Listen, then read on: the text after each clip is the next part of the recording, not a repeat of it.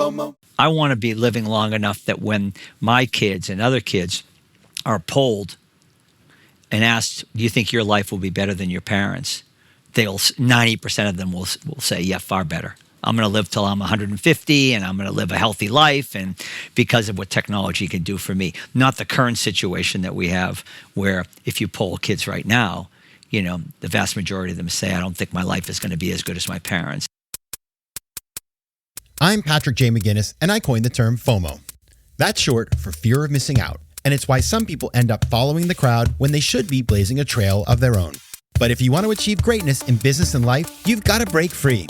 Come on, I'll show you how. This is FOMO Sapiens, where we explore how entrepreneurial thinkers find the inspiration and the courage to build exceptional lives.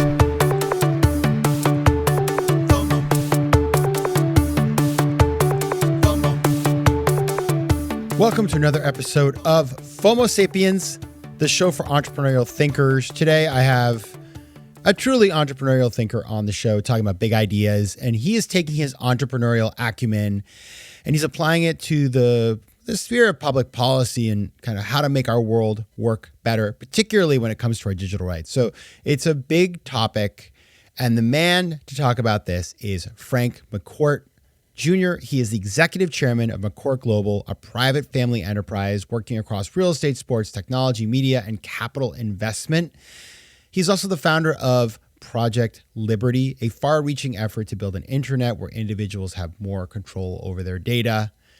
Really important topic. Frank has been, a very public figure. He was the owner of the Dodgers in LA, so that was a hugely public role. He's also put his money where his mouth is. He has established the McCourt School of Public Policy at Georgetown, my alma mater, with two gifts of $100 million to get that started. And so very much dovetails with all the work he's doing. What's great about this interview is you're going to meet somebody who's just a builder, and you're going to see how he thinks and also how he's taking his vision and trying to make an impact in the world in which we live to the benefit of all of us. So that's the conversation. And as you know, I like to get started with the same question every time. So I started by asking Frank this. Tell me something unexpected you learned about yourself that changed everything. Great question. That I have the power to cause change by influencing other people to find or encouraging other people to find that same power in them. That's a good thing to discover. Now, before we get into the subject, your new book is called Our Biggest Fight, Reclaiming Liberty, Humanity, and Dignity in the Digital Age, which you co-authored with Michael J. Casey. But before we get into that, I do want to take the advantage of having you here. And just, I just read your bio in the intro. You've started in real estate. You've been in the sports world. You have then moved into, aggressively into public service and trying to shape the way that this world is moving. And I'd just like to ask you, as you think about your trajectory, what is the through line? What has been your mental model for choosing how you focus your time and your talent? From the perspective of a builder and problem solver. So grew up in a big Irish family in Boston, one of 7 kids, and I can still hear my mom's voice at the dinner table as me and my siblings would rattle on about all the problems in the world, right? That kids are usually pretty good at identifying, and no dinner would finish without her saying, you kids have done a good job identifying the problem. Now, what are you going to do about it? And so it really motivates me. It's been something that I've really, just animates my activities. I kind of focus on not the challenge, but the opportunity, and not the helplessness, but the hopefulness in things, and try to really envision solutions, analyze the problem, of course, but then envision a solution and then bring it forward into the world, as opposed to keeping it in my head or keeping it to myself, and knowing that I alone can't change anything. But if you can bring forward ideas that other people iterate on and improve and so on and so forth, and if they become everybody's idea and becomes better and better, then in fact things do change. And I think also the fact that I'm a 5th generation builder, the family's been building and problem solving and designing and building infrastructure and other things that so we kind of, after 131 years, know a little bit about how things work, and we've been involved in the evolution of things, including technology. So it's not like it's at all foreign to us. And so, yeah, I think the upbringing combined with the builder, training and experience, it gives me a way of thinking about things and processing the world around me. You got Patrick McGinnis here from Maine. We got Frank McCourt from Boston. We're both happy warriors, so you're in the right place today. And I want to focus on the topic of this new book because, you talk about building and taking on challenges. And this this challenge that you're taking on is no small feat. I mean, this is it's one of the big challenges of our time, which is how technology is shaping our lives and our society.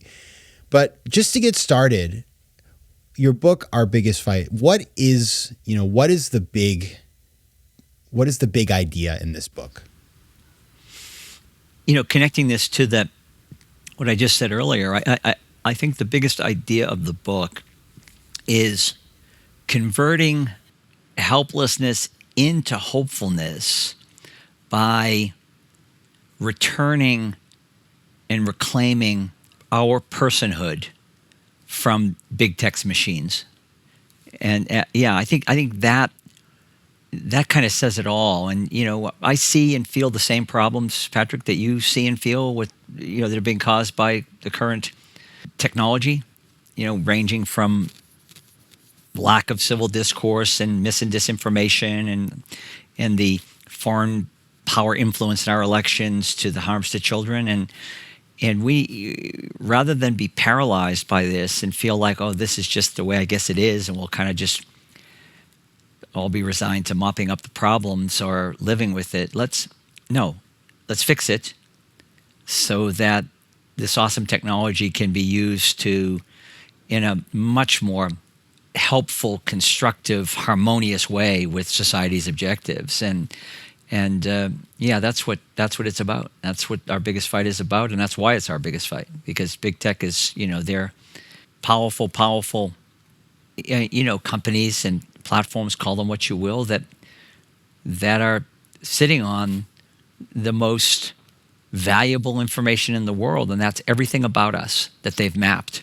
That information provides incredible insight to the algorithms that they then create to not only sell us things, that's the least of it, but feed us information and trigger us and get us to think in certain ways and manipulate us, because now it's so much information in their hands that they're able to make judgments about our personality, our emotional makeup, and so on and so forth. It's far, it's gone way beyond just, oh, this person might like to buy this or that. So this is now, and it's ubiquitous in our lives. We're digital creatures now, and that's not going away. So let's make sure that the digital world we live in is operating and optimizing for what we as individuals in society and communities want. FOMO.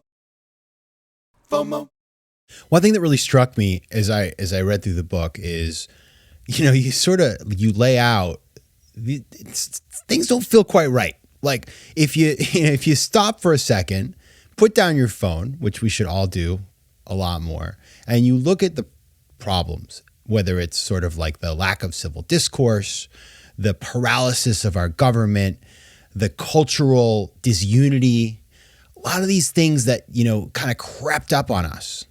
And then one day you wake up and you're like, whoa, January 6th. It's, a lot, I think a lot of people don't realize like what you're talking about in this book, like you're connecting the dots between a lot of these societal woes or failures of our institutions and technology. So maybe to get started as we delve deeper into this, talk about the problem, like frame up the problem and why technology and the way that these tech companies are using our data is feeding into an outcome that is, creating all these societal problems. Zoom out and think about how the internet operates. It operates because we've adopted some basic core protocols that were hoping for a decentralized internet, which would empower people and, be the rising tide that lifted all people boats, And so when those few researchers got together in the 70s and early 80s to create for our government what was really an alternative communication system, one that was decentralized and so wouldn't be vulnerable to, at the time, the fear was an attack from the Soviet Union in the Cold War era. It came up with this idea of connecting our devices, computing devices, by adopting a protocol or two protocols that are co-joined called Transfer Control Protocol / Internet Protocol, which is TCP/IP. So suddenly, when these devices were connected, now we had the internet. We had this powerful decentralized communications technology. All these years later, we're still an IP address on the internet. You and I are still a device on the internet. We're not a person on the internet. And I'll get back to that in a moment. And then that was 83. And in 89, Tim Berners-Lee came up with this brilliant idea. Again, another thin layer protocol called Hypertext Transfer Protocol, HTTP, which we all use and have adopted, which created data linkage. So now you have devices linked and data linked, and again, really hopeful vision for a decentralized internet. And let's get into the internet into everybody's hands. They'll do the right thing with it, and because we now have this awesome opportunity to, where both devices and data are linked. And then about 20 years ago, something really important happened, which took things on a totally different track, and that was the beginning of the app era. And apps entered the picture, saw all this data that was up for grabs, and these companies fed us, quote, free, quote, end quote, devices and uses to capture our data, knowing that the value in all this was going to be the collecting and aggregating that data, which provided tremendous insight to these organizations, and then they would figure out what to do with it. And they figured out, for instance, that selling ads would be very profitable, right? And they would by learning more and more about individuals and making more and more fine-grained assessments, they'd be able to presumably push in front of them things that they might want to buy. But it's gone, like I said, way beyond that now. It's actually, well, you mentioned January 6th as a good example of triggering sort of certain behavior and so on and so forth. So this app era changed this decentralized utopian vision of the internet into something that was highly centralized, has become highly autocratic, and surveillance-based. So now we're all connected to the internet, not just by social media, which is an obvious way we're connected, or not just by searching or shopping, but everything, almost everything that's being built and including automobiles and televisions and appliances in our home, and so are all connected to the internet, the so-called Internet of Things. A Tesla is a smartphone on wheels, right? That's what it essentially is today. So we're living in the digital world, and I was about to say we're digital citizens, but we're actually not. We're becoming digital subjects, and we're losing our citizenship in a digital era. And what the book talks about, and the reason I was so inspired by Thomas Paine, who actually encouraged his fellow, they weren't even citizens at the time because this predated democracy, but his fellow settlers in what became the United States and the colonies, he said, you can continue to be a subject of a monarchy if you want, or you can choose citizenship. Be a citizen. be born with unalienable rights. Be self-governed. Wouldn't that be much better? Wouldn't that feel much better? Wouldn't that liberty be empowering and uplifting? And sure enough, the United States was formed, the Declaration of Independence, the Constitution, the Bill of Rights, in a way, thin layer protocols that we built the greatest country in the world on top of. And that idea of creating human rights and property rights and things that we owned, and, your forefathers and mine, left a place where they had no rights. And, to speak of, they really couldn't own much. And it was even limited how much they could eat, right? So they were controlled by a monarch who they never met, never saw, and just by fate. And then when they came here, suddenly they opened up a whole world not only for themselves, and they made the sacrifice, not you and I, and we're beneficiaries of all that. And my point in the book is, why would we give up all of those rights? That being a citizen and being able to own things, all the rights that came with democracy in a market market economy. Why would we give those up just to be able to use the internet? It seems like that's not free. At least to me, that's very, very expensive, and that is giving up everything we love, quite frankly.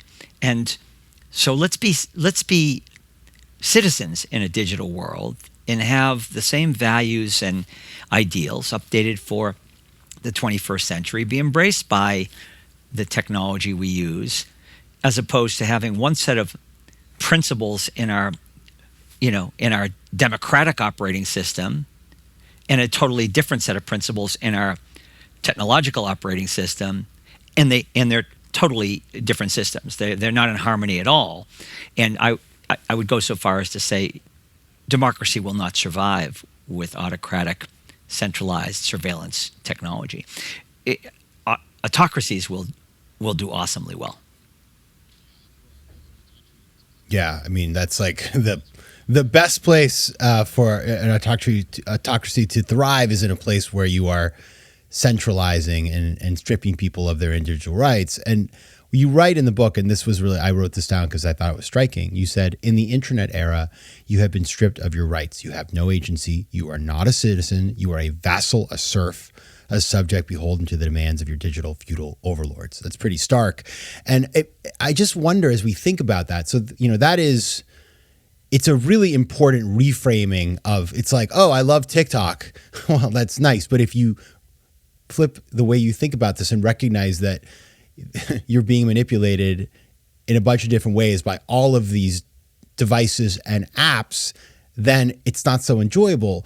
But I ask myself, and I'd love your thoughts on this. So, like, as I think about the many forces on the internet that are that are behind this, like, yeah, part of it is hackers and bots, and part of it is bad actors and propagandists, and part of it is for-profit companies that have a product that unfortunately has a very negative externality. And so as you think about all this, like, how much of this, is there like a big plan? Are there like, evil puppet masters behind the scenes? Or is this just a situation where you have this like unregulated, very unstructured market, and because of that, all of these actors come together in a very toxic way that has led to where we are today? I think it's a difference without a distinction in many ways. And what I mean by that is, I'll let others be the judge of intent. What I know is that the leaders of these platforms now know that their practices, their algorithms, their products are harming children. They're addictive products, based on dopamine hits. They are undermining democracy. They are completely contaminating our information ecosystem, and they're eroding civil discourse, right? So we now know, and they know, that the current setup is having all these harmful effects. So it needs to be fixed. And what the book is saying, what Project Liberty is doing, is saying, look, this is an engineering problem. It's an engineering problem because something that was built to be good for human beings and be centralized was co-opted by these big centralized platforms that basically don't consider us human beings at all.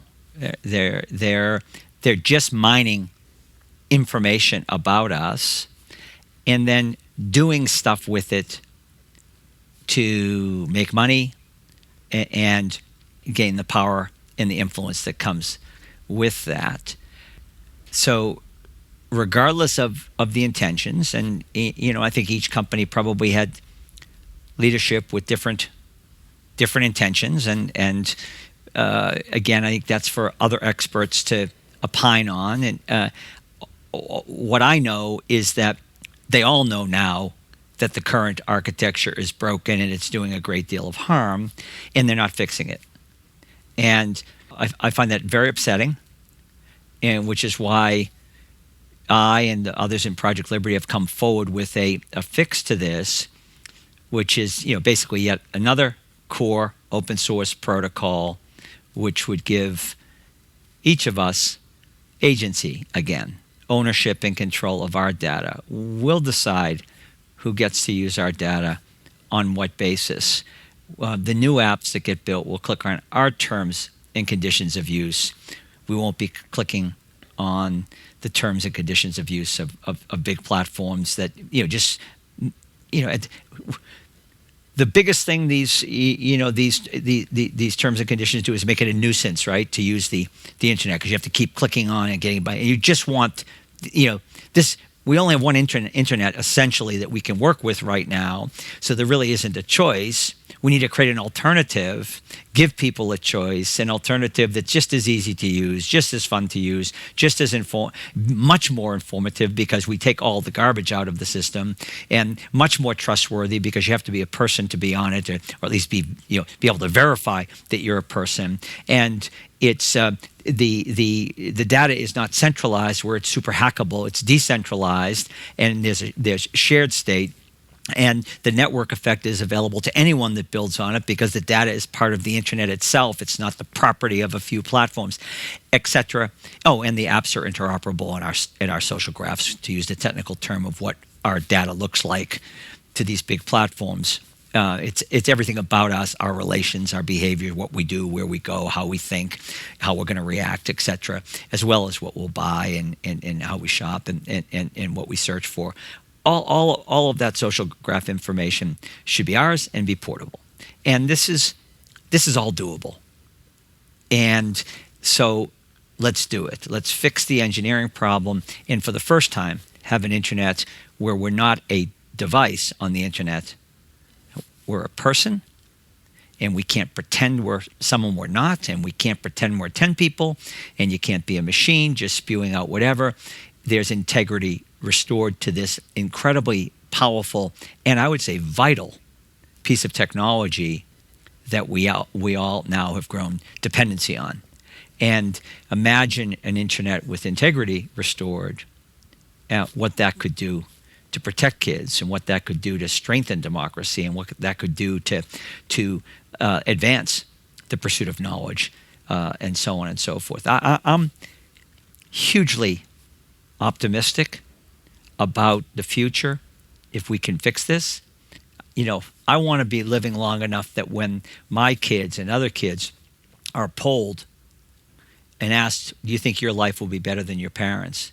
90% of them will say, yeah, far better. I'm going to live till I'm 150, and I'm going to live a healthy life, and because of what technology can do for me. Not the current situation that we have, where if you poll kids right now, the vast majority of them say, I don't think my life is going to be as good as my parents. And that's all we need to know. We don't need any other polling. I mean, our sacred metric is leaving the world better than we found it, right? And in making life better for the next generation. And if the next generation is saying, I don't think my life is going to be better, then we're failing.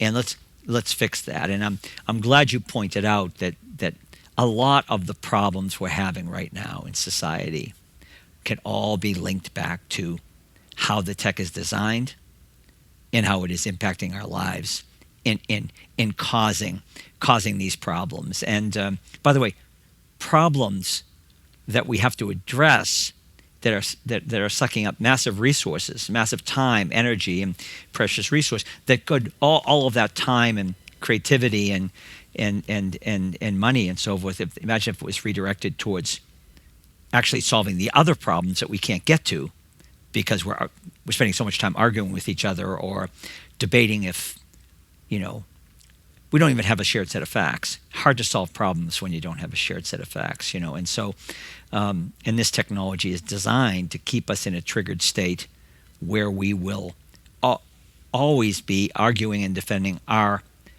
view of the facts as opposed to somebody else's view of the facts. And that's a far cry from us debating two different opinions, but to be debating two different sets of alternative facts. I mean, if big tech as designed and social media as used was around when the debate was going on, over whether the earth was flat or round, we'd still be stuck in that debate with each side defending their reality, right? And how do you actually develop all of the things we developed when we moved from a flat earth, perspective to a round earth perspective? It's pretty radical, right? It's pretty amazing. Well, if we're all stuck in a debate over whether the earth is flat or round, then I don't think those advances ever get made. FOMO. There was a time in this country and in this world where polluters could just do whatever they wanted. And if you were to tell everybody today that all the water we drink secretly is full of poison that's going to kill us, we would do something about it. One likes to think. Although it's very interesting because I think about that movie Don't Look Up. That was a bit of a hit last year where there was a comet that was going to hit Earth. And because of disinformation and all the things we've been talking about, like people didn't believe it and they sort of didn't do anything. So we also have to get together and address these things. But this is exactly to me like a pollutant, and that maybe we don't realize it because, we're distracted or we haven't connected the dots per se, but you're doing that for us. And we can say there is a pernicious thing. We can fight over who to blame. Fine. But that's not going to solve the problem. We just need a solution, and we need to reimagine how we're doing things because we have all this wonderful technology that should be making our lives better, but yet somehow our expectations versus reality, we're not hopeful at this point. So just talking about, as we look at maybe, sort of actually implementing the open source decentralized protocol upgrade that you talk about, what does that process look like? How do we actually get this done? Yeah, I love your example about pollution and particularly polluted water, because I'm struck by a point of view or argument that I hear from some people who say, there's some harms that are done by social media and surveillance technology, but aren't there a lot of really good things that are also done, and don't they kind of on balance kind of outweigh the harms? And of course there are some good things that technology does, but let's just say I'm installing a water system in your community of 1 million people, and we turn on the water to go into the 1 million homes, and 600,000 of them get clean, healthy, nutritional water, and 400,000 get toxic poison water that is harming the households and actually killing some of the people in those households. Do we sit back and say, well, on balance, that water system is doing more harm and more good than harm?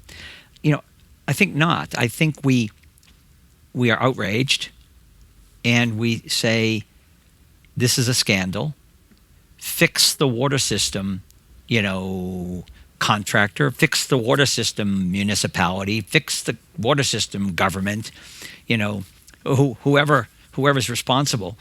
Somebody has to be responsible first and foremost, and then you say, okay, to that responsible party, fix it and fix it now. This is outrageous. And then there'd be lawsuits, and there'd be, we'd be, and why is that? It's because the water is tangible, and it's in our homes, and it's making our kids sick, and we get outraged as a community. I would argue that what's going on with technology right now, and the internet, and how and social media specifically, and so forth, is that it is making us sick. It is actually killing some children, and not just children, by the way. It is having, let's put it this way, very, very harmful effects to society. And there are two issues that we need to overcome in answer to your question. One, this can't continue to be an abstract problem. Water's tangible, data is abstract. It's like ethereal, right? So we need to change that. And secondly, we need to bring this into people's homes, to their kitchen table, as a water issue would be. So what I argue in the book, and the case I make in the book, that it's a mistake to think of data as this, abstract, unimportant thing. Think about it instead as who you are in the digital era. It's your personhood. It's your very being. It's as important as your biological DNA. It's your digital DNA. It's everything. The difference is you're born with a biological DNA. The digital DNA is your entire lived experience now, from when you're born.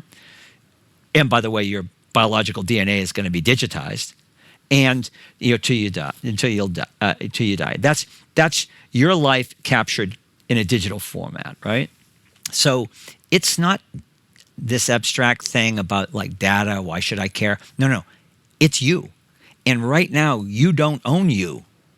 These big platforms own you, and we want us back. I want to own me. I don't want them to own me. And if I want to, be able to function with the sense of liberty and freedom and agency and autonomy and control, and I'm in charge of my life, and that's the whole American project, then I need to own and control my data and decide what's done with it, because it is me in the digital age. It's everything about me. And the second thing we need to do is, as I said, we need to bring this issue away from a technology discussion, and it needs to be a discussion in homes, at the kitchen table, on the sideline of soccer fields, in schools. We need people to go into schools and say, like, what are you teaching my kids about this? How are you protecting my children from this? Because, by the way, teachers they're looking for a solution too, because the phone and the smartphone and social media is the biggest impediment now to learning, and it's also what it's creating in terms of dysfunction. And do we really want our kids on smart devices in schools, where all of that information about them is being scraped as well and being exploited? I don't think so. And this doesn't even get to the issue of being a child and growing up and making mistake after mistake after mistake that we all made as children, which is exactly how we learned. But we were able to be forgiven for those mistakes because they weren't captured for posterity, right? They were mistakes made, forgotten, and something written on a piece of paper that was thrown into the trash can. Now everything is captured, and it is weaponized. And it comes back to be used to hurt someone. And the people that are, using the internet to do harm are, that's the intent of the person using it, right? It's to weaponize it and to harm and bully and hurt. I mean, we've all met bullies growing up, but we weren't bullied by thousands of strangers, and at 3 o'clock in the morning, and kept up at night, and felt, and it's just, this is a crisis. That's another point I make in the book, that we can't just keep kicking this can down the road. We need to deal with this, and the we is all of us. Sadly, our elected officials are not dealing with it. We've all seen that, the hearings, and it provides great congressional hearings, and it provides great theater, but then we don't see the results. And then a year or two go by, and there's another set of hearings because another set of harms come forward, and then we don't see the results. And interestingly, Patrick, it's the same. Normally, we would think, okay, we identify a problem like polluted water or like tobacco or this or that, and you bring it to the attention of our elected officials, and they may even run on the basis of saying we're going to clean up the water or prevent smoking because it's killing people, or at least it prevent children from smoking.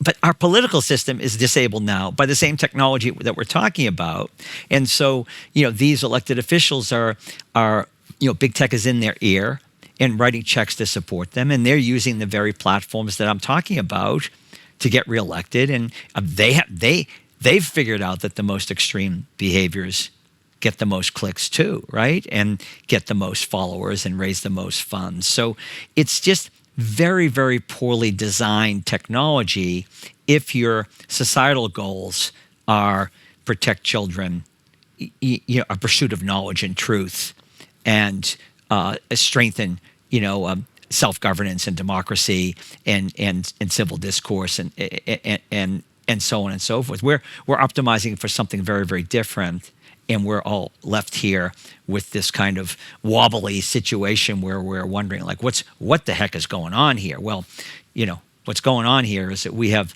this omnipresent technology in our lives that is not designed to do the things that we as individuals, would design it to do, or we as communities would design it to do. So we need to fix this dissonance, right? Because there's no harmony between the two, and this is very, very fixable. And I think when people understand this not as a tech issue, but as a social issue and set of issues, that we'll start to make progress. So Project Liberty does have a tech track, and we do put forward this open source protocol and this idea that we invite others to iterate on and improve, or if they have a better idea, come forward and we'll support that idea. But it also is bringing forward the social scientists and all the smart people in the world to work with, the technologists and the computer scientists this time, and not just to, quote, move fast and break things, right? Actually, let's get it right now, knowing what the internet is capable of. And then thirdly, let's bring civil society into this. Let's bring the mums. Let's give the mums a place to go to actually affect change, instead of just pleading and begging for regulations that are not coming to, fix this. And I just don't think the regulatory apparatus right now, it can move quickly enough to keep up with big tech. I hope that changes with healthier technology. We'll be back now to some semblance of, some equilibrium where our elected officials will be able to represent us again and really use the new and improved version of the internet, as a way to actually find out what their constituents are thinking and deliver what, the priorities of their constituency, and will be able to engage in the political process in a healthy way, in a constructive way. And I don't think that future is too far away. I think once people realize that this is fixable, they'll want the new version very quickly. And I know when we built a telecom company back in the 90s, once people realized that they could actually have their phone number was portable and they weren't stuck with a single carrier, they could actually pick and choose the carrier they wanted, who gave them a free phone or had a stronger signal or a cheaper rate or whatever. That empowered people. And it also was a boom for the telecom industry because all kinds of investment went into it. So I think we can do this, and I'm really optimistic about it, but I know it's not going to be easy, and that's why it's not my biggest fight, it's our biggest fight.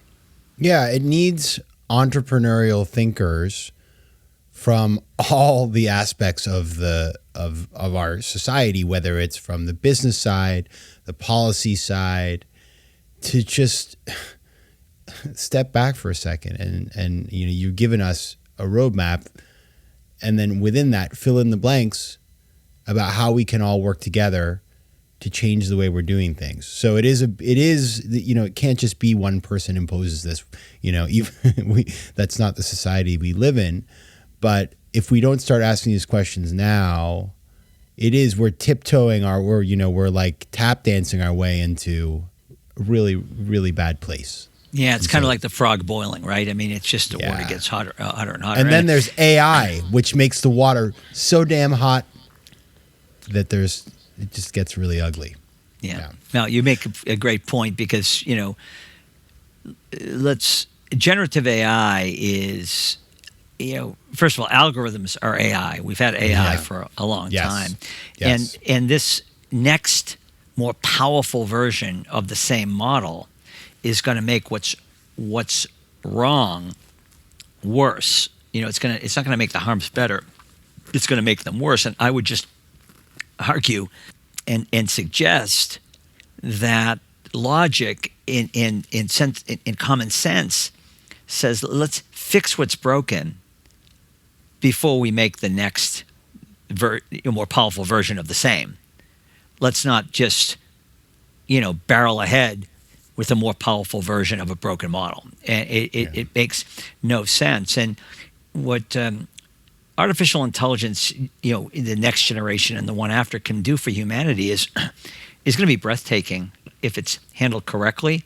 And again, I would come back to the basic premise. If it's done in a permissioned way where we're saying, okay, yes, you can, or no, you can't use my data for your project, or you can use a part of it, but not all of it. But right now, we're subjects. We're just having our data scraped and exploited, and we have no idea what it's being used for. And I see and feel the same issues that you see and feel out there, which is a kind of a lack of control of our futures, harms to kids, erosion. I mean, we're barely governable. We may not even be governable right now. I don't know. We see, the fabric of our society being torn apart, and rather than feeling helpless about that, let's join in together in a project to fix it, and really return agency to individuals and put people in charge of this technology, not just have the machines drag us, into a future that none of us want. All right. The book is Our Biggest Fight: Reclaiming Liberty, Humanity, and Dignity in the Digital Age. If you want to find out more, you can go to www.ourbiggestfight.com. Frank McCourt, author of Our Biggest Fight and entrepreneur extraordinaire, thank you so much for being here. Thanks, Patrick. It was nice to be with you. I really appreciate your time. FOMO.